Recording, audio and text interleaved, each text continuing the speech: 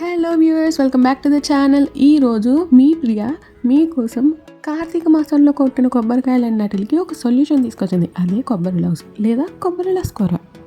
హెల్తీగా టేస్టీగా ఉండే ఈ కొబ్బరి లాస్కోరాని చేసుకోవడానికి ముందుగా స్టవ్ మీద మీడియం ఫ్లేమ్లో అడుగు మందంగా ఉన్న కడాయిని పెట్టి 1 టేబుల్ స్పూన్ వరకు నెయ్యిని వేసుకోండి.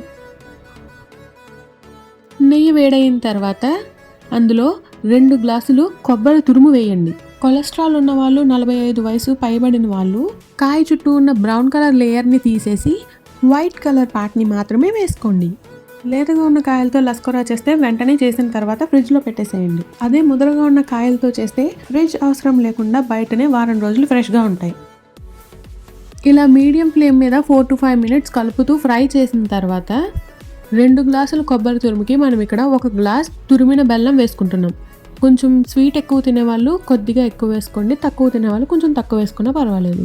మనకి కావాల్సిన కన్సిస్టెన్సీ వచ్చే వరకు ఒక్కొక్కసారి మధ్యలో అడుగంటకుండా ఇలా కలుపుతూ ఉండండి.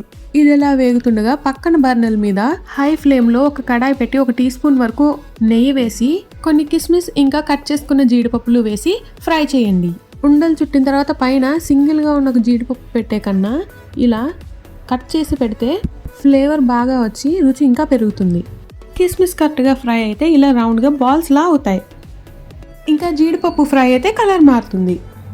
ఓవర్ రోస్ట్ చేయకండి, మార్చేయకండి. అవసరమైతే సిమ్లో పెట్టుకొని ఫ్రై చేసుకోండి. ఇప్పుడు మన కొబ్బరి లస్కోరా కన్సిస్టెన్సీ ఎలా వచ్చిందో చూద్దామా. ఇలా కలుపుతున్నప్పుడు మూకిడి కంటుకోకుండా ఈ కన్సిస్టెన్సీ వచ్చినప్పుడు మనం రోస్ట్ చేసి పక్కన పెట్టుకున్న డ్రై ఫ్రూట్స్ని వేసి ఒకసారి బాగా కలిపి ఆ తర్వాత స్టవ్ని టర్న్ ఆఫ్ చేయండి. ఈ మిశ్రమాన్ని ప్లేట్లో బాగా స్ప్రెడ్ చేసుకుంటే ఫాస్ట్గా చల్లారుతుంది. ఇప్పుడు 3 యాలక్కాయల్ని దంచి ఆ పొడిని పైన చల్లండి.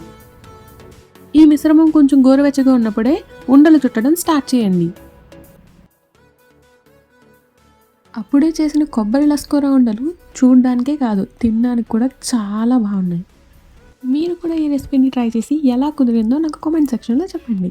ఈ వీడియో కనుక మీకు నచ్చినట్లయితే ఒక లైక్ చేయండి, షేర్ చేయండి, ఇంకా మన ఛానల్ని సబ్స్క్రైబ్ చేసుకోండి.